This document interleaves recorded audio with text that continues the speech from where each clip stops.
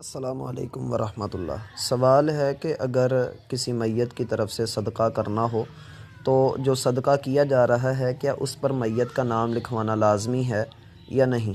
بسم اللہ الرحمن الرحیم۔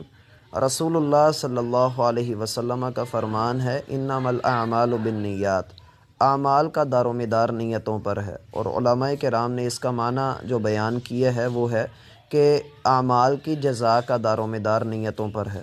انسان جیسی بھی نیت کر کے کوئی عمل کرے گا وہ اپنی نیت کا اور اپنے عمل کا پھل ضرور پائے گا۔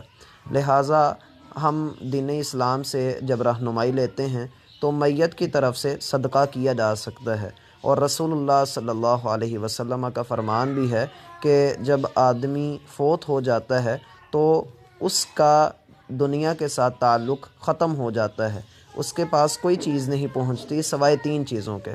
ایک صدقہ جاریہ، یعنی صدقہ جاریہ تین طرح کا ہو سکتا ہے۔ ایسا علم جسے وہ چھوڑ جائے اور لوگ اس سے فائدہ حاصل کریں، ایسا ہنر جو لوگوں کی فلاح و بہبود کا کام آئے اور لوگ نیکی کے رستے پر چلیں، یا یہ کہ اس کے پاس جو ہے اولاد ہو جو کہ اس کے حق میں دعا کرنے والی ہو۔ اب اگر دیکھا جائے تو مساجد میں کئی لوگوں کی طرف سے جو فوت ہو چکے ہوتے ہیں ان کی طرف سے کولر لگوائے جاتے ہیں، یا پبلک پلیس پہ کوئی کولر رکھوا دیا جاتا ہے، یا کوئی بھی لوگوں کے فائدے کا کام کسی فوت شدہ بندے کی طرف سے کر دیا جاتا ہے اور اس کے اوپر نام بھی لکھوایا جاتا ہے۔ تو یہ طریقہ کار جو ہے وہ درست نہیں ہے، نام لکھوانے کی ضرورت ہی نہیں ہے۔ آپ نے نیت کر لی، آپ نے اس کی طرف سے یہ لکھا ہے تو اس کے نامہ اعمال میں اس کا اجر جو ہے وہ جا رہا ہے۔